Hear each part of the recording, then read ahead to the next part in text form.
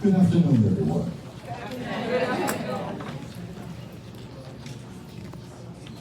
Did I miss a button? Sometimes it does. Good afternoon, everyone. How y'all doing today? Hey, Charles. Very good, very good. I would like to welcome one and all here to this forum, this panel discussion on behalf of the No Data Center Rural Hall and the North Carolina Foothills Sierra Club. We would like to welcome you here.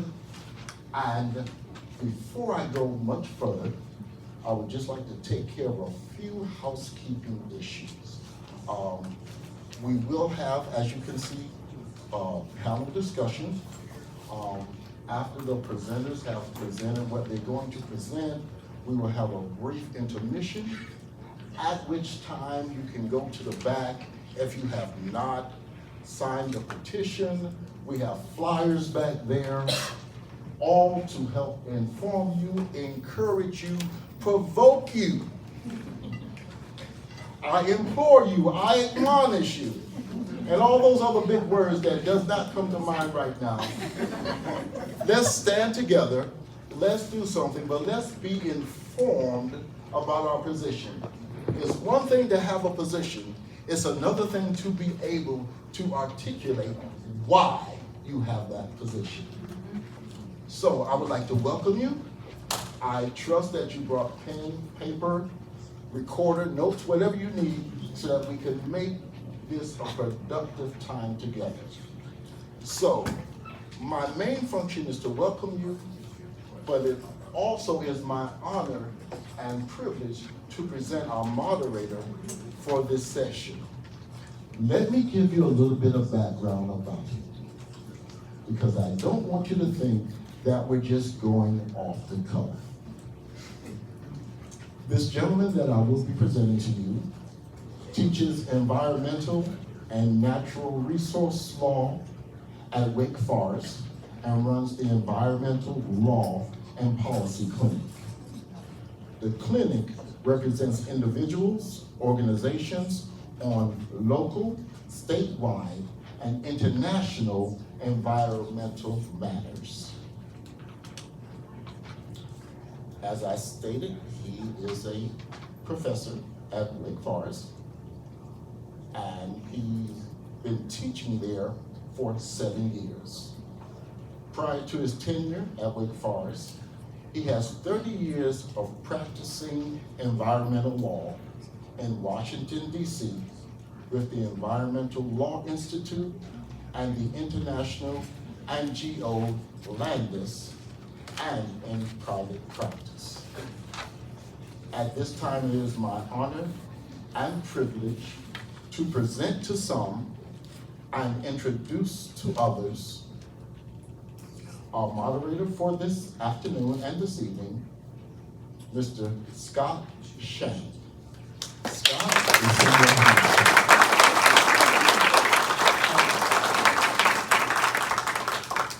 It's hard to follow someone with such presence.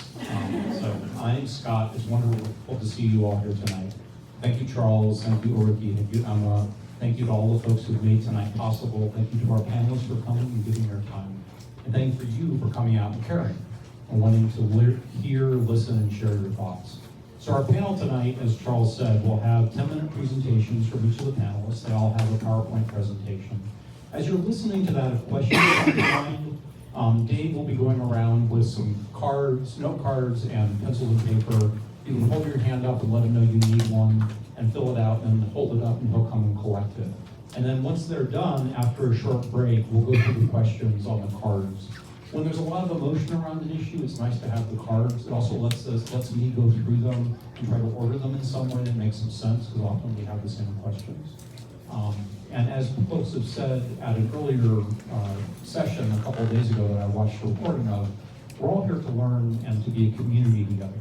We're not really here to throw bombs or accuse or be mean to each other. One thing I love about Winston-Salem and Forsyth County is we are a real community. When we moved here after 30 years in DC, was wanting to be something that felt more like community than a constant tomato egg fight. So I'm glad to be here. So with that, let me introduce our amazing speakers. I'll introduce them in the order they're going to speak, not the order they're sitting. So kind of in the middle, we have Casey. Casey Moravec is an associate attorney with the Southern Environmental Law Center. She's an associate attorney and is based in their Chapel Hill office. If you don't know, SCLC is pretty much the leading legal organization, environmental organization in the Southeast, and they have offices all over the Southeast. She went to law school at the University of North Carolina, where she graduated with honors. We'll forgive her that. Casey received her undergraduate degree from the University of Virginia in chemical engineering. And prior to attending law school, she worked as an engineer in Houston and New York City, helping to design and implement wastewater treatment facilities for industrial clients. At SCLC, she spends much of her time advocating for local governments across the state to regulate data center development in a way that is responsible, transparent, and safeguards communities. She also works to protect North Carolina's waters from industrial pollution, particularly PFAS. And then next to her, we have Nicole Eastman. Nicole is the brand new Yadkin Riverkeeper. Congratulations, Nicole.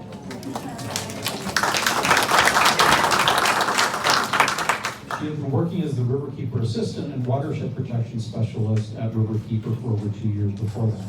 Before joining Yadkin Riverkeeper, she received her master's degree in environmental management from Duke University and gained experience in restoration planning, water resources policy, and environmental justice.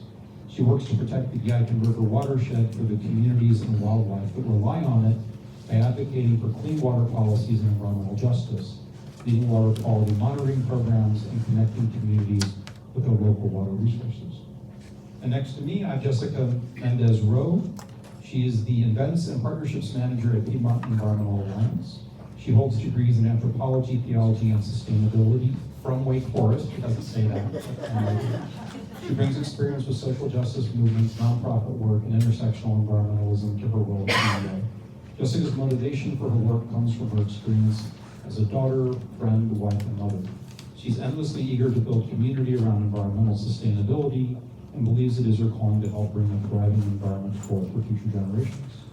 And she is helping with future generations, so forgive her for the two young ones at home. So, and then Kim Brown. Kim is an MSNRN and a registered nurse with one of North Carolina's largest healthcare systems and a part-time nursing instructor in the state's mountain region.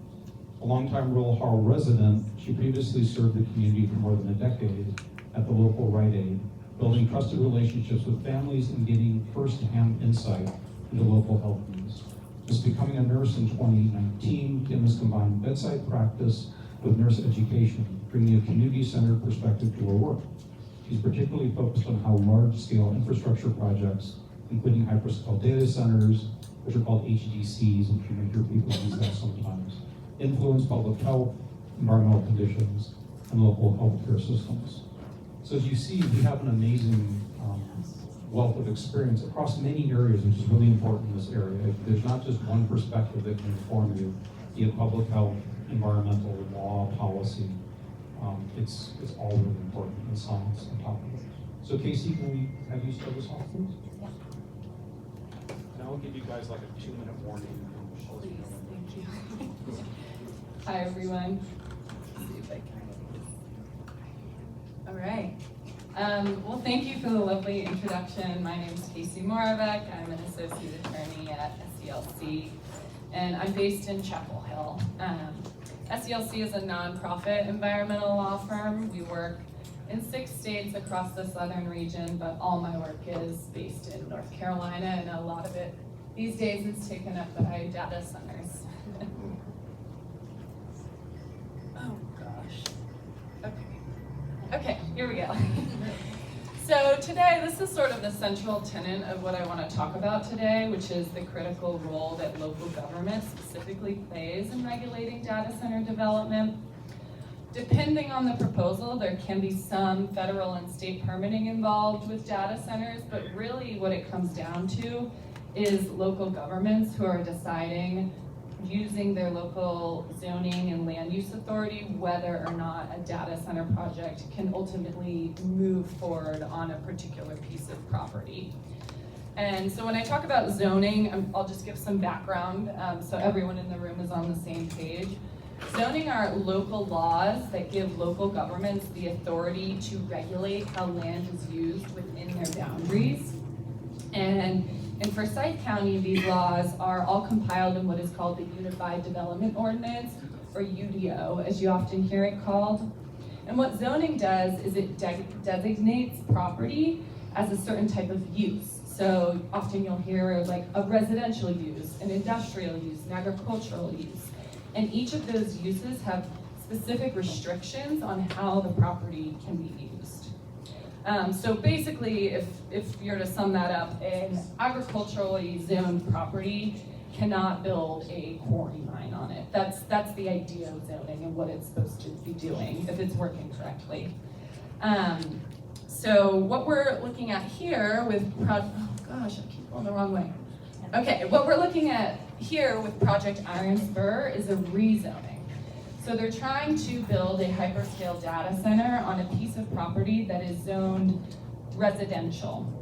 And you can't build a data center on a residential piece of property, so they had to apply to the county to rezone this 129-acre parcel to limited industrial zoning.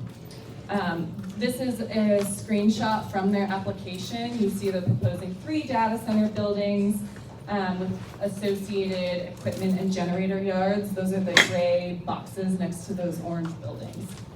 And this screenshot, it doesn't show everything, but if you look sort of along the sides of it, you can see that this property is really surrounded by residences. Besides that substation up at the top, there aren't other industrial uses nearby. So it's the bottom corner, southeast corner is the town of Rural Hall, and Rural Hall Town Hall is actually right there. There are, I think, 8 churches located within half a mile of this property, and the Rural Hall Elementary School is also located within about half a mile. So it's not a typical piece of property where you'd expect a hyperscale data center. Oh my gosh, I cannot figure out the way to go with this. All right. So what's happened so far? So first, county staff looked at the proposal to rezone this parcel to limited industrial. And they evaluated it over several months and drafted a really thorough and well-done report, in my opinion, evaluating it. And the staff actually recommended denial of this rezoning because it was of such a scale and intensity that was just simply not compatible with the small town feel and development that currently exists in the Rural Hall community. Last month, the planning board followed their staff's recommendation and also voted to recommend denial of the rezoning. So where we're at now is this proposal is in front of the Board of Commissioners. They will be holding a public hearing on July 30th, and likely they will make the decision on that same day after the public hearing. I'm gonna get it right this time? Yes. So the county's role is up here, and I'll dive into it a little bit, but they have to make a decision that specifically accords with requirements set out in state law. It's called a consistency and reasonableness decision. And basically what that means is they have to first decide whether the project is consistent with the county's adopted and official land use plans. And the second decision is considering whether the rezoning request is reasonable. Now, reasonable is a really broad term, and there's not like a specific definition for what can or cannot be considered. But a lot of the things that are considered or the things that are often considered are what benefits and detriments will the project have to the surrounding community, what land uses are currently allowed on the property and the adjoining areas of the property, and then if the rezoning is in the public interest. And Project Iron Spur has also specifically applied for a conditional rezoning request, which is a particular type of rezoning. So the commissioners, if they decide to move it forward, will also be evaluating if there are specific conditions that need to be attached to the construction of the hyperscale data center to help mitigate some of the impacts we're all well aware of. So I don't need to spend really any time on this slide because y'all are doing such an amazing job at making your voices heard. So I'll just encourage you to keep that up through the commissioners meeting on July 30th and let you know that you don't feel like you have to be a technical expert on data centers or a lawyer or an engineer or anything of this sort to speak to your commissioners and tell them how you feel this proposal is going to affect you personally. They're elected officials that are supposed to be acting on your behalf, so it's important that they hear from their residents first and foremost. Okay, so now I'll switch gears a little bit and quickly recap why SCLC in particular feels that this rezoning request should be denied. And I've sort of bunched these into 3 categories. The first is that it's incompatible and inconsistent with the county's officially adopted land use plans. And those 2 plans that they're going to consider are the county's comprehensive plan, which is called Forward 2045. This plan calls for balanced and responsible growth, protection of established residential areas. Remember, this property is currently zoned as residential, and placement of higher intensity uses in appropriate locations. So locations with the infrastructure meant to support those industrial uses. The other plan is the Rural Hall Area Plan, and I have a screenshot of that up here. That big pink box is the property they're considering rezoning, and you probably can't see, but the pink is labeled mixed-use development. So they have designated this property in their future land use planning for mixed use. And what mixed use means is a bunch of different uses of land. It can be commercial, office, residential, institutional, recreational, but it doesn't include industrial uses. Because mixed uses are meant to integrate with the surrounding neighborhoods and complement them. So it's pretty obvious that this rezoning request is not compatible with either of these plans. And the county staff and the planning board have already found this. A proposed hyperscale data center is an industrial use by nature, and it does not align with a mixed use type of land or the responsible growth principles that were laid out in Forward 2045. All right, then let's go to the second reason. So the second reason is we feel that the limited industrial zoning proposed for this hyperscale data center is not sufficient to cover this really intensive heavy industrial use. The limited industrial district, it's categorizing the project as one associated with things like laundromats, photography studios, hair salons. These are small scale uses that have really limited off-site impacts. They're meant to support community or local businesses. They're not a hyperscale data center that is doing computing for the country. There's no local component to the type of hyperscale data center facility you see here. As you can see from this picture, this is not a small scale or low intensity use. It's a heavy industrial operation. It operates 24/7. It requires a significant amount of land, power, water, and has all sorts of on-site industrial equipment that's needed to keep those operations going. So therefore, we feel that the limited industrial zoning is not sufficient for this request. Perfect. This is my last slide. And then the last one is that the county doesn't currently have a regulatory framework for hyperscale data centers under its Unified Development Ordinance. And SCLC is really strongly advocating for not just Forsyth County, but counties and cities across the state of North Carolina, that before a county or a local government evaluates any data center proposal, they need to have their zoning set up to have regulations on these data centers. So to put limits on noise, for example, to require that they are zoned in heavy industrial districts, for example. There's a whole host of different provisions and amendments that can be adopted to make sure that before a proposal is being considered that there are already standards in place. And that just ensures that data center development requests are evaluated in a transparent way, and in a consistent way, and in a way that's fair to the community where they're proposed to be located. So that's all I have. Should I pass it on?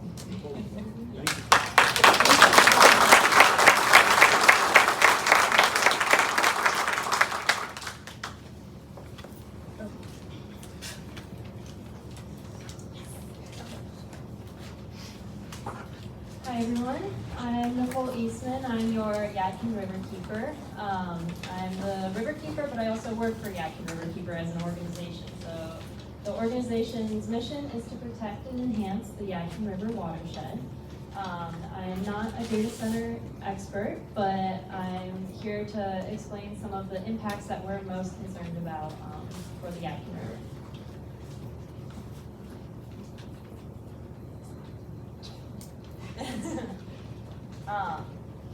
So this is a map of the Yadkin River watershed, or part of it. So the Yadkin River turns into the PD River right before the border of South Carolina. But we're gonna just talk about the Yadkin River watershed today, and that's the area that I work to protect. So the map is kind of cut off there at Morrow Mountain State Park. There are at least 3 proposed data centers in the Yadkin River watershed right now. There's rumblings of more in different counties as well, but the Rural Hall proposed project, Salisbury and Statesville. The 2 latter sites have already been rezoned to allow data centers, so they're already industrial zoning. However, the Salisbury property was bought by a developer that's associated with data centers, but it hasn't been 100% confirmed that that's what's going in the site. It's just most likely. And then the data center proposed in Walnut Cove in Stokes County would receive water from the Yadkin too. So even though it's outside of, technically of the Yadkin River watershed, it can still impact water availability here.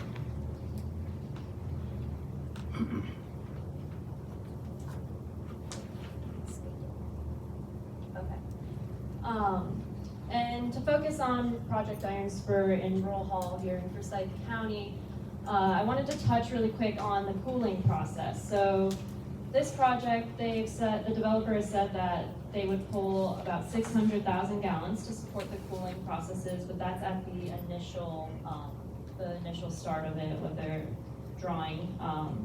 But then the water will run through coils to cool the servers, and then it's recycled about 6 times, according to the developer. We're not 100% sure how long that will take.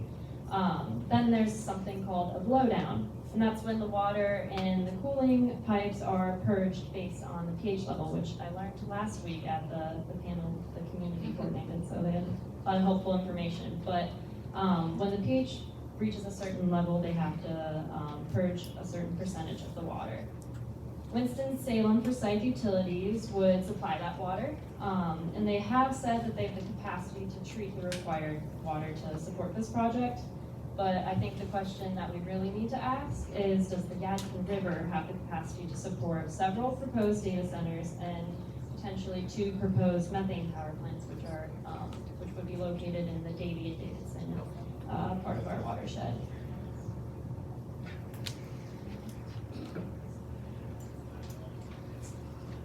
I also wanted to talk about how this project would potentially use a closed loop system, but although closed loop systems would reduce the amount of water used daily compared to some other cooling systems like the evaporative cooling, which allows the majority of the water to evaporate from the facility with the heat. Closed loop systems require a greater amount of energy to recool the water while it's being recycled. So the water footprint may decrease on-site, but water consumption off-site will increase to support the energy production. And this can even be on-site as well if they build a substation, which they have plans to do.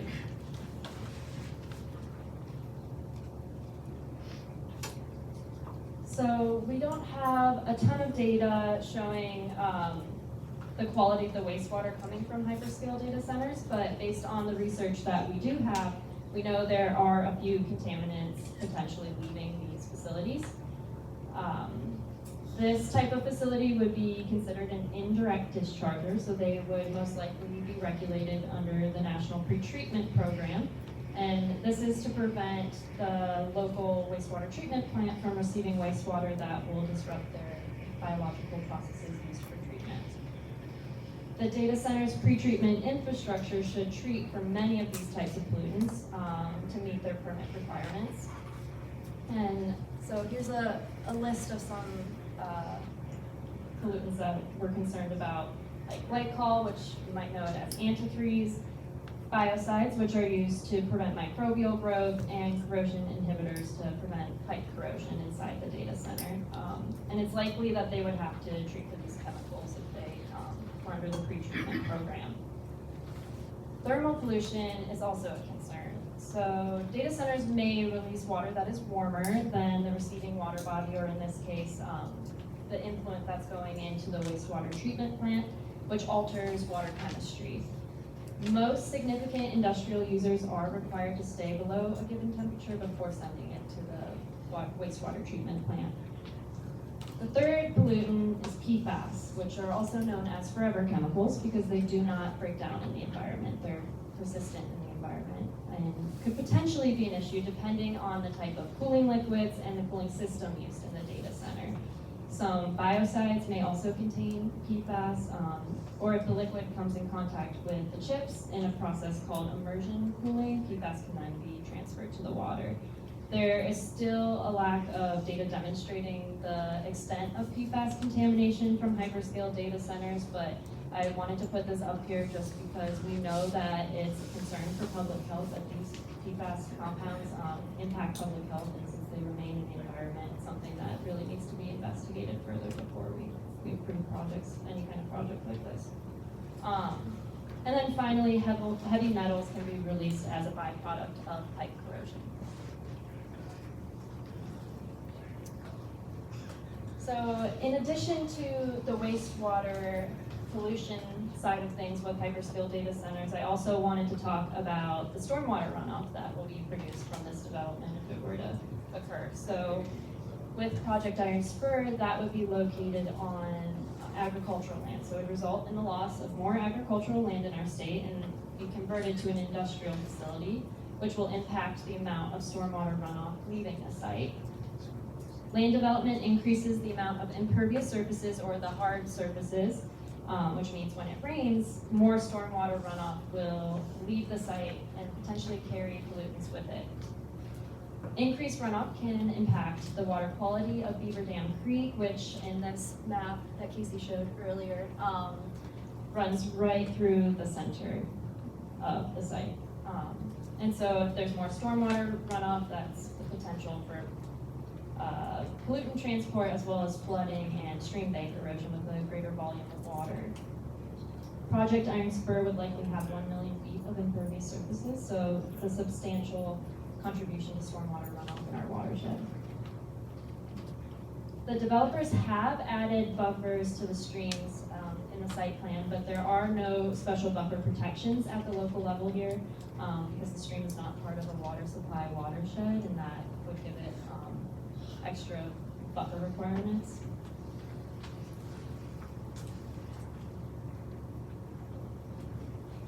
And finally, I wanted to mention that there's still so many unknowns. And so there's major questions that need to be answered before any type of project like this should be considered in our watershed. Another major project with the problem with this project and any proposed data center is that these unknowns are due to the developer's lack of transparency. And so some of the questions that I think need to be answered are one, how often are the blowdowns and what percentage of the water will be flushed during these types of events? How much water would be used per day or month? The developer provided the initial fill amount of 600,000 gallons, but we'd like to see updated numbers for daily or monthly, or ideally both. How many acres of wetlands and stream linear feet would be lost as a result of the development of this site? What are their plans for pretreatment and which pollutants are of concern? And what type of cooling system would be used and will it contain PFAS? So there are plenty more questions that community I know needs answered, but these are some of the main ones that I would be most concerned about relating to water quality in the Yadkin River and water availability.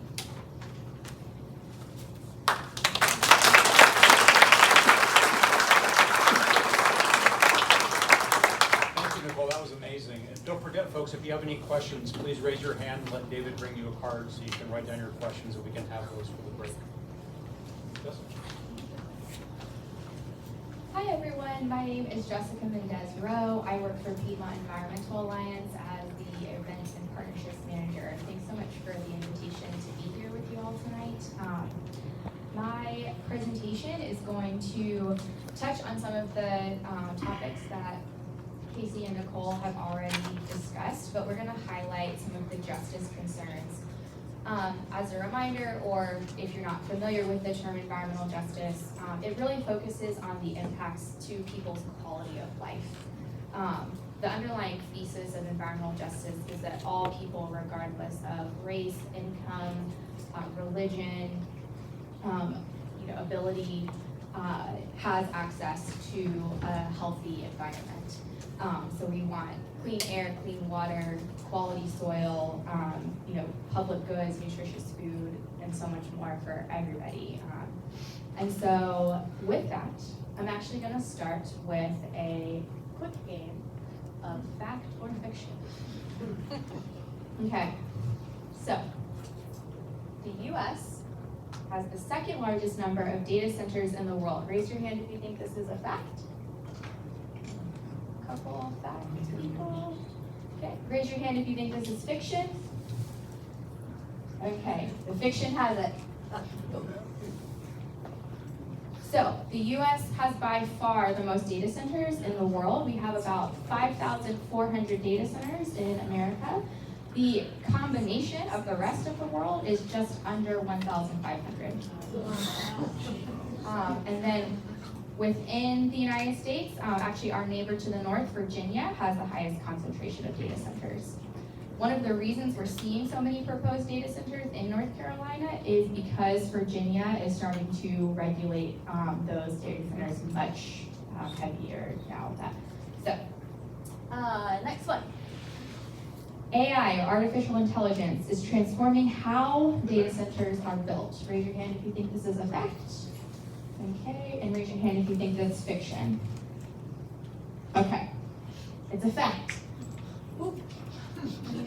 Great.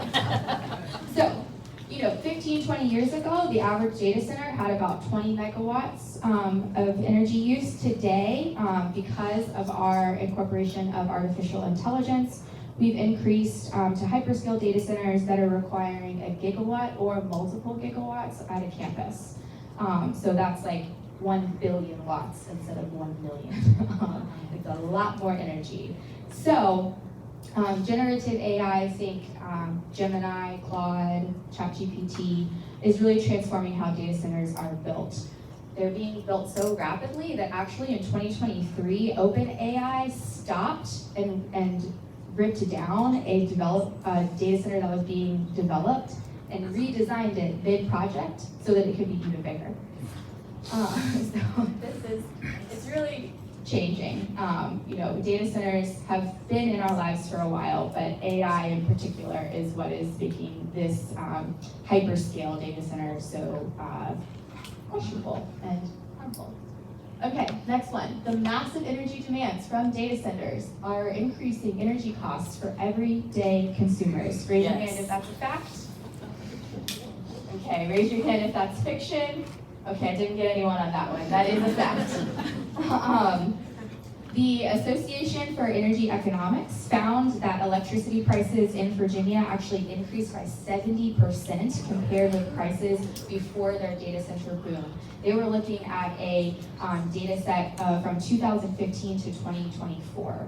So that's just less than 10 years that energy was increasing that much. Without laws to protect consumers, so us, from paying for the expensive upgrades to power grids to accommodate this energy demand, reports are projecting that we'll see national 8% electricity bill increase. So that's a lot. Okay, last quick fact. The EPA is committed to monitoring pollution emitted from data centers. Raise your hand if that's a fact. Raise your hand if that's fiction. Okay, I also didn't get you on that one either. That's okay. This is fiction. So they're aligning, the current administration's EPA is aligning with the agenda of corporations. And we've seen this in the news. They have massively fired people at the EPA. They've gutted research positions, and For those of you that might be a little more in the legal wonk, they actually have successfully pushed to rescind a 2009 declaration known as the endangerment finding, which kind of gave EPA authority to regulate greenhouse gases because it was posing a threat to public health. So that's no longer in play. So we can't necessarily rely on some of the agencies that we have in the past to help us regulate the harms from this kind of data center. Okay. So I'm gonna, as quickly as I can, touch on 4 big environmental justice concerns from hyperscale data centers. They increase our cost of living, they encroach on land, especially in rural areas or areas where historically underserved folks live. They overuse their share of our shared resources, and they increase pollutants. So when hyperscale data centers are built, the community quickly sees an increase in the cost of living. We already saw the fact about the increase in electricity rates for our electricity bills in Virginia. We've also seen this in Georgia. Georgia Power residents or residential customers are currently paying $43 per month. It was just over a 2-year period of time. So from 2023 to 2025, Georgia Power increased folks' bills by $43. That's on average. So some folks saw their bills increasing even more. And right now, Duke Energy is currently seeking approval from the North Carolina Utilities Commission to increase residential customers' rates by 11.6%. This is despite news coming out that they reported $5 billion in profits last year. So why does this happen? Data centers, again, like Nicole has mentioned, demand energy. Utilities want to service those data centers because they see dollars there. And therefore, the utilities are building more fossil fuel infrastructure, particularly methane gas. You might hear it as natural gas, but it's methane gas, to meet the demand for that energy. Then they pass off the cost of building that infrastructure to us, the consumer. Okay, some other ways that our wallets are impacted. Also, as Nicole mentioned, they put a huge strain on our demand for water. Data centers are often built in places outside of the core of the water system service area, and so it creates a transmission and distribution challenge. How are we going to get the water from point A to point B? And so it puts a strain on that public resource. We're talking about tax dollars at that point, and it creates friction within the community on how to handle that kind of development. Okay, I'm gonna quickly see that. Okay. Without proper land use planning and design standards, like Casey has mentioned, data center developments lead to sprawl. They lead to destruction of valuable farmland and habitats, and they damage historical and cultural sites, and that's something that we're definitely seeing at the proposed rural hall site. That loss of land could be used for other things like housing or good jobs, not the false jobs that they are advertising at a data center like this. It could also be used for, recreation. And so data centers can be particularly disruptive to homes, businesses, the school that is nearby this particular site. They emit around-the-clock noise from constant humming of fans and generators that have to be on site in case of power loss. And other equipment. So like I mentioned, Project Iron Spurs, the site proximity is so close to residents, houses of worship, the Rural Hall Elementary School, and as kids, you're gonna hear from Kim next, that exposure to these kinds of pollutants we're talking about to children is something that I don't think anyone here is willing to risk. We cannot let our children be sacrificed on this altar of corporate profit. It's just not something we can do. Okay. Utilities are using data center and their power demand to justify building new fossil fuel power plants. These are going to emit harmful air pollutants like sulfur dioxide, nitrogen oxides, and fine particulate matter. These types of pollutants increase health repercussions such as cardiovascular or respiratory diseases, and pose a higher risk to folks going to the hospital.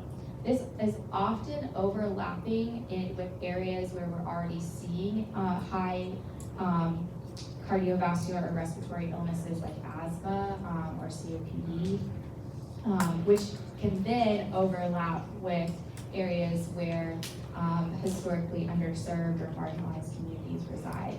So there's kind of multiple layers happening here.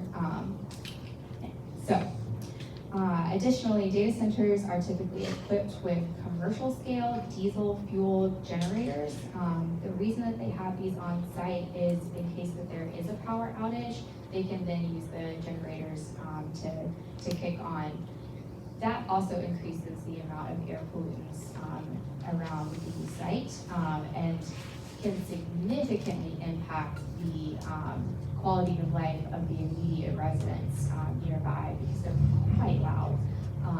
There are many videos online, just news clips, or there's some great video shorts from A More Perfect Union where you can just hear like someone just kind of holds their phone outside of their front door, and it sounds like you're at an airport or something. Like there's just constant noise happening, and these places run 24/7. There's no downtime.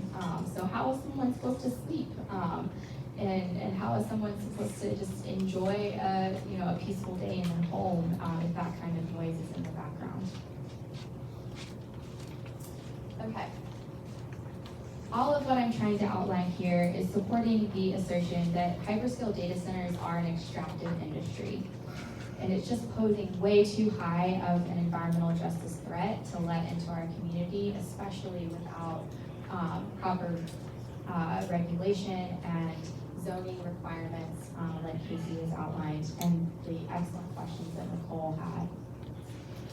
We've seen this over and over. Mining industries, logging industries have all transformed finite resources like land, water, or energy into a kind of a product that is only then transferring wealth to a very small number of people. That is like the classic extraction model. So we don't want that to continue happening, especially without more public engagement, research, and analysis. Everyone here in this room, we're the people that are making up the society that these companies is saying is demanding AI. I don't know if everyone is demanding AI in their everyday life. And so I think some really important kind of larger questions, not even just about this specific site, but about why these sites are being built so quickly is, do we need this? Do we need all of this infrastructure for something that's gonna make our life more convenient for what? If I have an AI personal assistant reading my emails for me, what's that gonna allow me time in my life to do? I'm not sure it's gonna save that much time for the cost that's coming into this of, again, those finite resources. And we do actually know some of the effects that generative AI is having on our society. You can see some of the more nefarious ones. We've seen the ways that Border Patrol have been using AI to surveil folks in communities. We're seeing a lot more scams come online. We're seeing an increase in porn industries. These are not things that we can get our arms back around once that Pandora's box is open. Okay, I'm gonna stop there. I have a short list of references here. I have more if anyone's interested, and you can email me. My contact info is here. Thank you so much. Go back. Oh, okay. Thank you. Sorry. My contact information is here. Thank you so much for inviting me, and and email me. I can send it to you too. We gotta get to Kim so that we can get to the Q&A.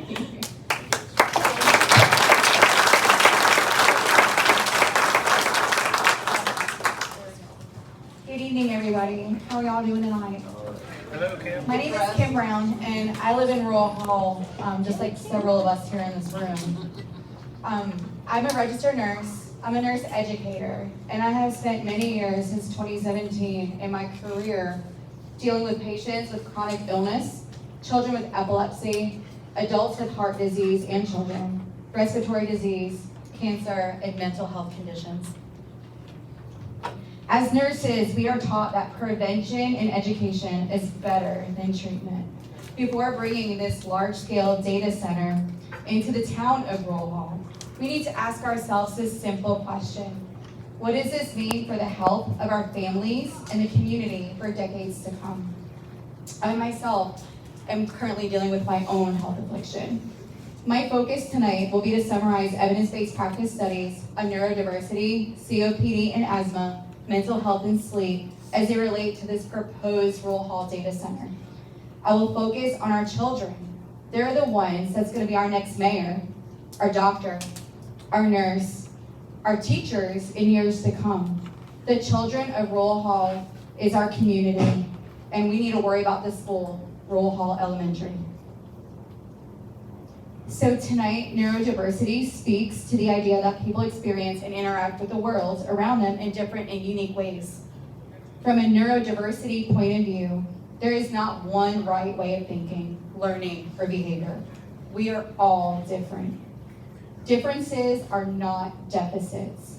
Neurodiversity can also extend to senses like touch, smell, hearing, and sight. Some people can be overwhelmed by external stimulation, noise, touch of hearing, and autism is a very common. Apparently in our school there's 20 cases as a form of neurodiversity. So families may reasonably ask, what is this continuous noise, lighting, and increased additional industrial activity? How is it going to affect the quality of life of neurodiverse children? These cooling fans and generators produce continuous noise with low frequency humming and tonal noise. For children, but especially for our children with sensory disorders, this can cause distress, anxiety, sleep disruption with sensory overloads. I think our teachers at Rural Hall Elementary, they're already overloaded, don't y'all think? Yes. And you see, we are 3 minutes away from the town hall. I actually drove this because I live right near the town hall. I drove from my house to elementary school. It was 4.5 miles. That's close. Studies have found that children in this noisy environment, as defined by the US EPA as chronic exposure, anything above 55 decibels, day or night average, exhibit poor school performance, increased stress, behavioral issues, noise pollution, and also linked to decreased learning, lower comprehension, and concentration deficits. How many more children need to be placed on ADHD or ADD medications, as we already have our teachers that aren't getting paid enough to be able to help our children, and also as parents at home, we fight every day. And as a future grandma, I'm definitely gonna be worried about my children and my grandchildren come bringing their kids over to the house and be like, hey, what's this gonna do to my family? Sorry, y'all, I do not know how to work this thing. According to the Winston-Salem Forsyth County Schools, Rural Hall Elementary serves 78 students with special needs through IEP plans called Individual Educational Programs in Section 504 plans. Of these, 20 students have been identified having autism, and 9 receive additional accommodations under a 504 plan, which may include ADHD, asthma, seizures, dyslexia, physical impairments, food allergies, or other disabilities. They wouldn't go in depth. The special disabilities of the remaining 49 students were not disclosed. The burden is also going to impact the teachers at Rural Hall Elementary. There is going to be a demand in these IEPs, classroom accommodations, and behavioral support systems in a school system that's already stressed out. And we all know how the Winston-Salem Forsyth County Schools is already in a panic. This is going to add to it. Next, we're going to talk about COPD. While some neurodiverse children experience sensitivity to noise and these changes, studies also indicate that these students with conditions such as asthma are more vulnerable to changes in air quality. These hyperscale data centers rely on these diesel backup generators that you guys have heard from everybody tonight.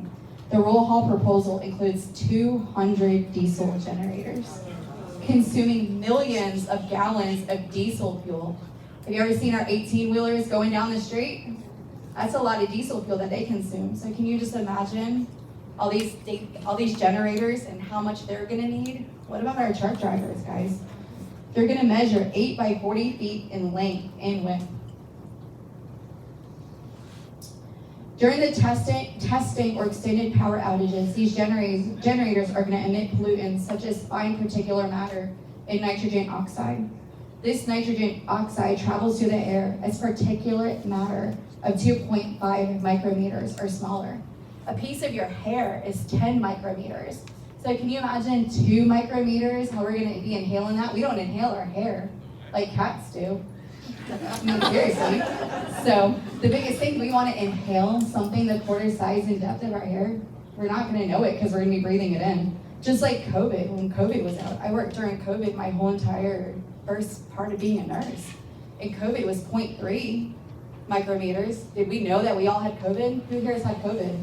I've had it 3 times. We didn't know. So can you imagine all this pollutants from this data center that we're going to be breathing in next? These particles are so small that they can bypass our natural body defense mechanisms. The nitrogen dioxide is going to trigger more asthma, worsen COPD and emphysema.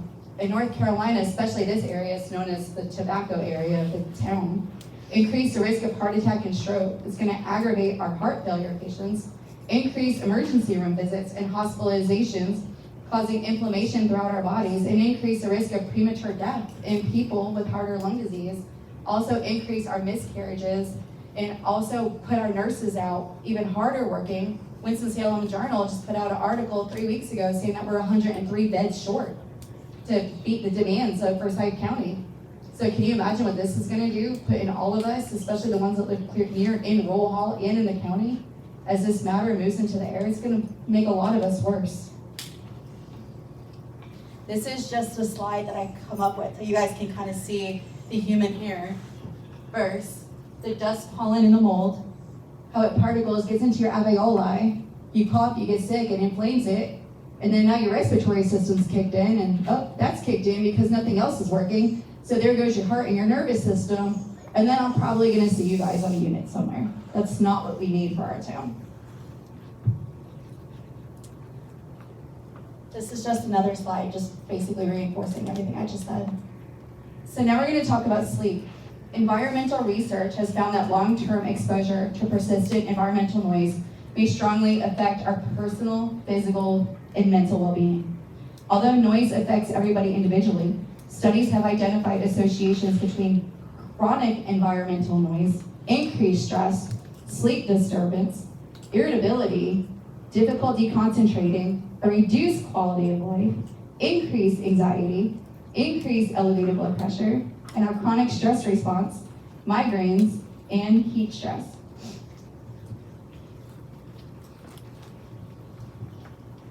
For people who already live with these anxiety disorders, PTSD, dementia, migraines, or sensory processing disorders, chronic environmental noise may also present additional challenges. Think of our veterans with PTSD. As a military mom, I would hate for my son to come home right now from overseas and have to worry about a data center being literally in our backyard. He has a lot of PTSD from being in the Navy. He won't ever admit it, but my husband and I know. People living with tinnitus. Who's got tinnitus from COVID? I know I do. I can just imagine how I'm gonna live every single day, hearing more ringing in the ears, and then having to worry about taking more medication. That's gonna put our local Walgreens and Broad Street Pharmacy at risk, because they're not gonna have enough staff to meet the overwhelming medication needs. Hearing damage can also occur. The proposed hyperscale data center 24/7 buzzing is gonna worsen all the health conditions that I've listed above.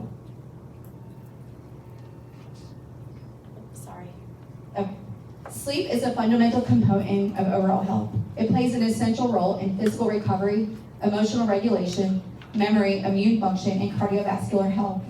Research has shown that repeated sleep disruption from environmental noise is associated with a variety of health conditions.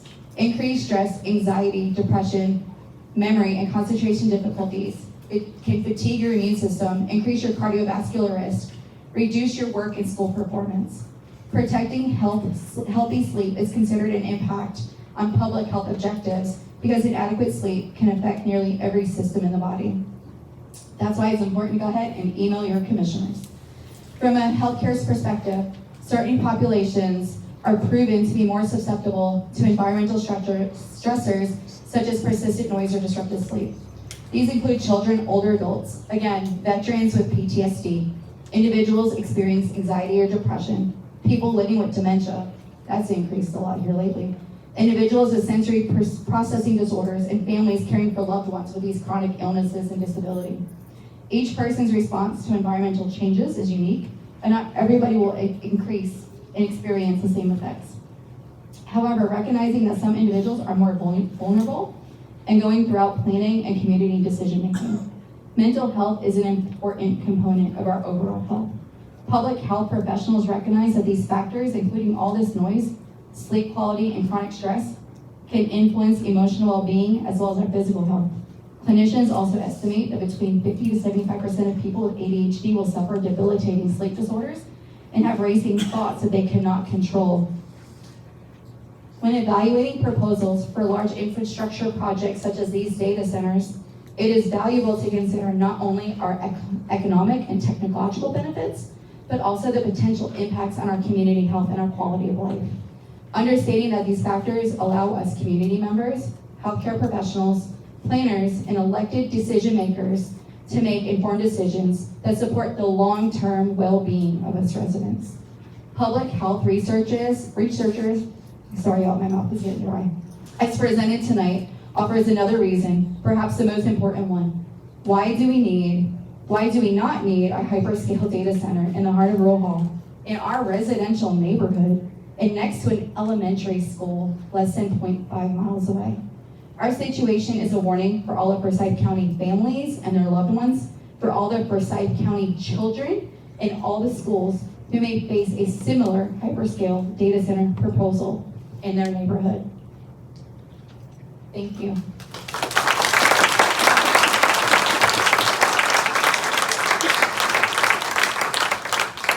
What a wonderful job our presenters have done. I'll just give them another round of applause.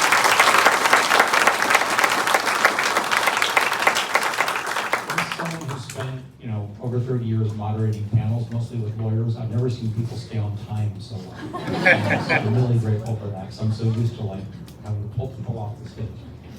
We do have a few minutes before we take a break, and so please do continue to consider your questions. I want to give us a minute to have a chance for everybody to have a second chance to say something in case you heard something you wanted to take a minute or two to add on to. I also wanted to take a minute to add on to what Kim said, because I was curious about the emissions from this particular center. There was an experiment in Europe, and Europeans were trying to reduce their greenhouse gas emissions from their cars. So the European Union said, let's get more diesel cars on the road because they emit fewer greenhouse gases, and they did it. And they did a really good job. And guess what? They now have tons of nitrogen oxide and PM10 particulate matter pollution in their cities, to the point where it looks like the 1970s.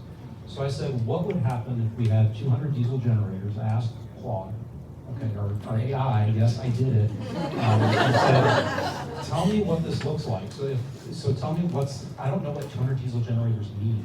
What does that really mean? And it said, running those 200 diesel generators for an hour is equivalent nitrogen oxide emissions of running a medium-sized natural gas power plant for a day.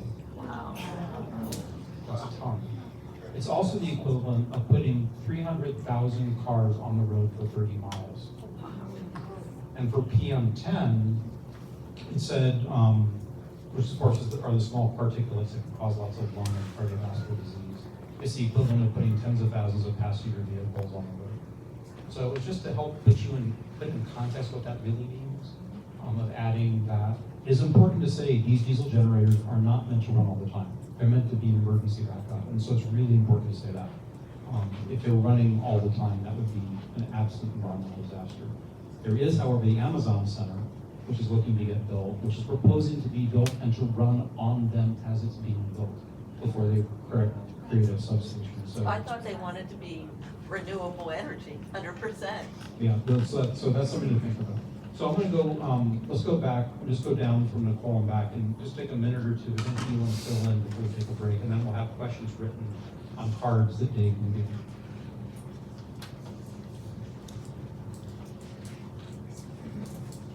As I was listening to all the other great presentations, I was just thinking about all of the negative impacts of these hyperscale data centers, and I'm trying to think about what we're working to protect, like the Yadkin River watershed for our drinking water use, our recreational use. So just trying to remember, I guess, the positives of our community, our watershed right now when we're facing a threat like this, and why we're here having this discussion to protect the watershed and the river and the community and the people that rely on it and our air quality and everything. Yeah, I don't have a ton to add, but I'll just say that I think the focus and emphasis and concern about the so-called backup and emergency generators is a really good place for people to be paying attention and thinking about. Amazon isn't the only facility in the state that's proposing to run off of diesel generators for a while. Nearby Stokes County is also proposing to run off generators for up to 2 years. And you know, that's just speculation. There's no firm timeline. The state simply doesn't have the power infrastructure right now to support the demand of all the data center proposals that have been put out there. So it's really important to be looking out for developers who are considering running 24/7 off of diesel generators. And to bring it back to my theme of zoning, that can be a specific provision in a county or city's local zoning laws to say that diesel generators are not permitted as a full-time energy use. They are only allowed That's not for me. That's if the county does it, but. yeah, that's all I'll add. I guess one thing I'll add is my husband and I were actually having a conversation earlier. He drives tractor trailer, and we were talking about all the diesel that the trucks use and how they're now regulated, that they have to have DEP fluid. I'm not sure if you guys have heard of DEP fluid on their trucks, but they basically mix it, and it actually helps refine some of the particulates from going into the air. It kind of helps keep it to a minimum, whereas we're regulated by somebody, I don't remember who he said. Who was it, honey?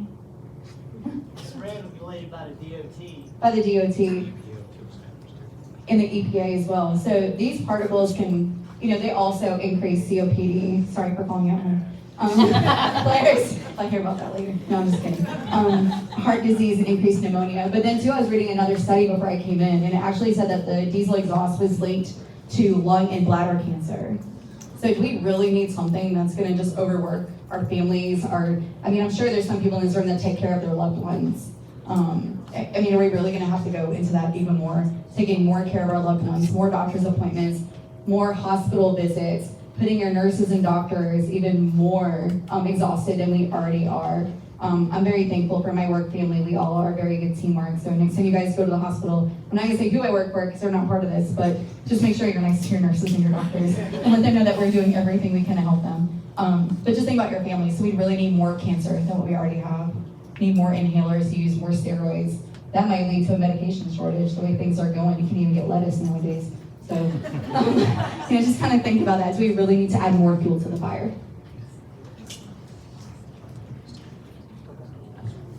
I heard someone in the audience say they were feeling depressed.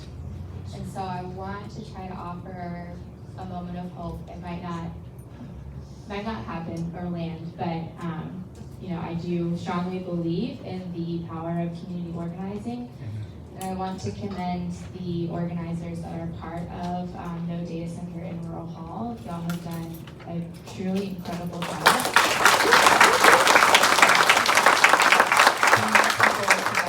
Building awareness within our community.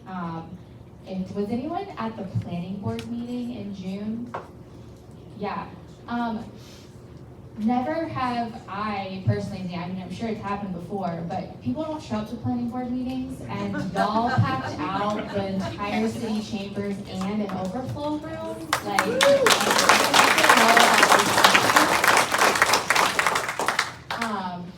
I can't necessarily confirm or deny, outside, but the word on the street is that the county commissioners are already planning a much larger overflow room for next week's meeting because they know that the community is involved and is organized around this issue.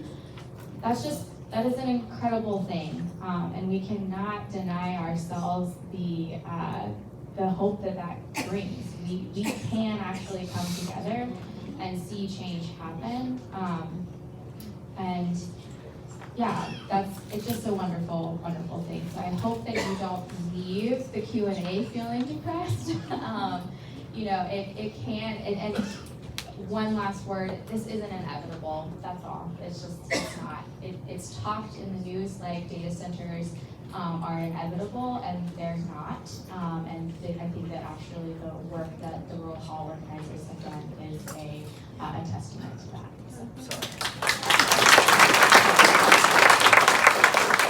Speaking of depression, I just wanted to add one thing for anybody listening, watching. Always remember 988 is out there. Your local emergency room is out there for anybody facing mental health crisis. That's important. This may include, reaching out to a friend, reaching out to your neighbor, reaching out to a family member, because mental health is real. I have worked the behavioral health unit here in town for the last 3 months, and I've seen it firsthand. It's very important to make sure you get that help. So remember 988 or reach out to a family member. If you know somebody in crisis, there's always somebody out there.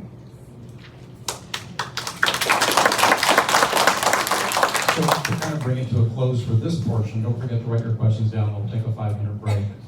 I love this notion that people really cared or showing up the way you showed up today. But there's been 1,000 rulemakings that have happened in the past 2 years that we all didn't show up for. And so I want us to think about that for a minute. There's a reason EPA just proposed to eliminate public comment on any minor air pollutant permits. And part of it's because we haven't been showing up. I want to be honest about that, because there's a saying, you get the government you deserve. And if we don't show up, if we don't use our rights, no matter how you feel, then you're not going to get that right anymore. It's going to go away. So I hope we also don't just show up at the planning committee meeting when it's this. What about the auditorium showing up downtown with 5,000 people every night? What about the permit for a small dry cleaner down the road, which if you looked, you would have seen you had an opportunity to comment on?